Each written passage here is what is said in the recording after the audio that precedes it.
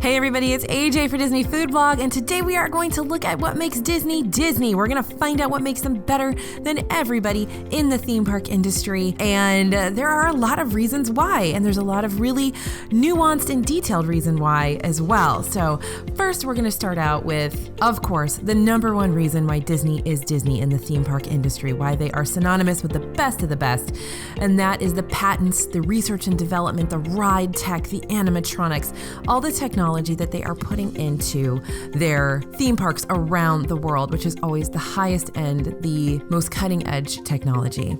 We're always seeing them as ahead of the curve on innovative new ride details. Disney's been using things like trackless ride technology in its overseas parks for years. Rides like Pooh's Honey Hunt in Tokyo Disney, which is awesome, by the way. Pooh's Honey Hunt is such a fun ride.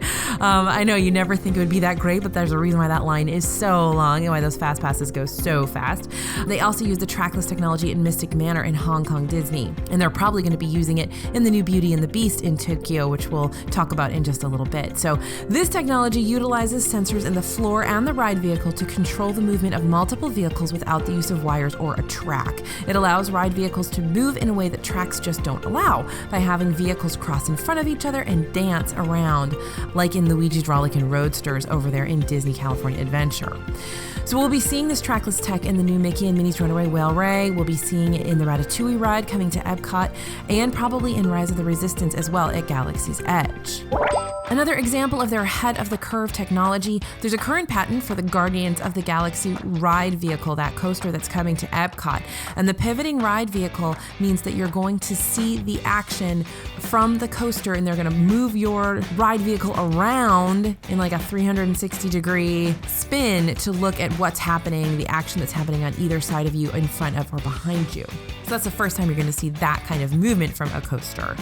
And some of the Disney patents granted just recently in 2018 indicate a push into virtual reality territory with an omnidirectional floor system, potentially more modern animatronics with new concepts and a design for robotic skin and eyes. So we're seeing lots of cool patents coming out of Disney right now for some incredible ride technology and attraction technology in the future. Pandora in Animal Kingdom features some crazy ride tech and one of the most advanced and expensive animatronics to date. And for a while, Disney had been relying on facial projection mapping. You guys have seen this in Seven Dwarfs Mine Train and Frozen Ever After, so that you wouldn't see that jerky movement of the older animatronics. These ones with the projection mapping didn't operate on hydraulics, they were all electronic. A good example of even further refining the animatronic technology is the Shaman in Navi River Journey in Pandora and Disney's Animal Kingdom. This is where they build on the technology from classic animatronics like Pirates of the Caribbean, but brings a much higher level of innovation to create a more dynamic and realistic movement, including facial movements, without relying on the projection mapping that you see in Seven Dwarfs Mine Train and Frozen Ever After. So that's a step further from what was innovated back when Seven Dwarfs Mine Train opened. And they're not planning to stop that innovation anytime soon. Animatronics are always moving forward. We'll be seeing these technologies push further and further into more lifelike creations. Like Imagineers have been working and developing on those Stuntronics, those animatronic robots that are capable of aerial stunts. They have built-in guiding systems and gyroscopes that can adjust their movements mid-air, and they can basically make decisions as they're flying through the air about what to do to land their jump or land their stunt. We can definitely imagine seeing these in Marvel Land, in Disney California Adventure, or in Disneyland Paris. This is definitely superhero technology. And new lifelike animatronics are going to be a huge part of Tokyo's Beauty and the Beast attraction that's coming up soon. Imagineers brought in the movie's animation concepts and source material to make sure the animatronics are true to the original work, along with being incredibly realistic. You'll see those facial expressions, you'll see their facial movements in ways that older animatronics just couldn't possibly do. Another way that Disney stays ahead of their competition is brand identity. Disney creates happiness through magical experiences, and everybody knows it. You know Disney for animation, for film, for theme parks, for resorts. You know Disney, everybody knows Disney. That's how they stay ahead. The rich get richer. So it's far-reaching. You can experience Disney in millions of ways. ESPN, Lucasfilms, Marvel Studios means that the brand is reaching more unique and diverse customers than ever before. And you can even get Mickey bars in your grocery grocery store right now. You guys know there's Mickey branded stuff all over in grocery stores and in other shopping locations as well. So there's licensed merchandise and groceries as well that have Mickey in your home and in your house very, very often, especially if you have kiddos, right?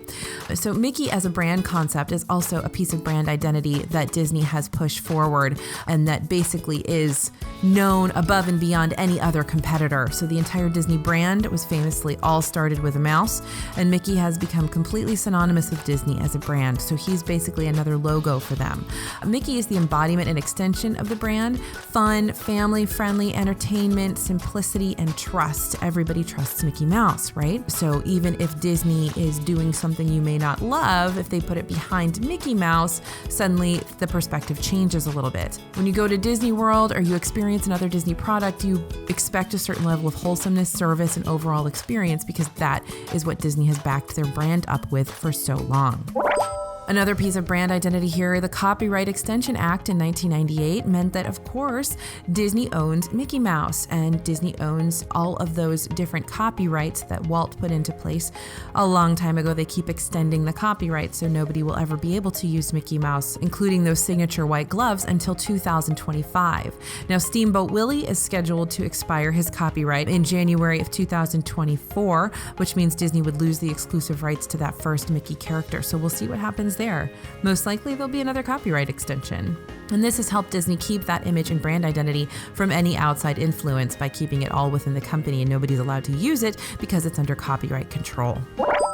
So another way that Disney stays ahead of the competition, customer-managed relationships. So Disney has a unique approach to customer service. They don't refer to it as customer service, they call it customer-managed relationships. They call their visitors guests, and they have that whole concept of striving to meet guests' needs in the way that guests want it to be done. So they let the guest decide on the relationship. Disney tries to own the moment, not the guest. So when you're at Disney World, all of those moments are meant to sort of string seamlessly together to create a magical experience for you. And as any customer service expert will tell you, it comes down to knowing your guest, and Disney has fought hard to stay relevant to every single guest during every interaction. So part of that relevance is adapting to new technology. Disney has done this better than probably any other competing theme park with the integration of My Disney Experience. Disney World takes a ton of planning, but they've made that easy to access and fairly intuitive through My Disney Experience. But this has also made it a lot easier for Disney to learn about their guests. So if the key to staying ahead of the competition is knowing your guest and knowing what they want, they've given themselves the opportunity to do that through My Disney Experience and learning everything they're learning from you when you're using My Disney Experience. So it's kind of a symbiotic relationship. The guests get to use My Disney Experience and make things run seamlessly for themselves while they're in the parks, but Disney gets to gain all of that further information and change things as necessary to suit what the guests are doing in the parks. Another way that Disney stays ahead of the competition, and anybody who's been in a competing theme park will realize this, is the level of detail in the parks. This goes beyond just the feeling of being in a theme park. Other parks have pretty themed lands, but literally everything at Disney is a backstory and detail. Just focus on detail. There's no generic coaster at any Disney park. Everything has a theme and a story. The cast members stay in character no matter what. Cast members at the Haunted Mansion aren't just ride operators. They take their objective of being a character very seriously, and you can see that in the Disney parks. The Disney parks are incredibly clean. They work very, very hard at keeping them clean, up to date, painted. Everything just looks spot on. It looks like it just opened yesterday. Disney spends a lot of time focusing on that and making sure that they sort of outshine any other competitor theme park around. And then, of course, that design detail. We just did a whole video about all the little tricks and extras that Disney does to make sure you're having a magical time that you don't even know are happening. So the Disney Imagineers immerse you in that magic and make sure that you don't get jarred out of it for any reason while you're there.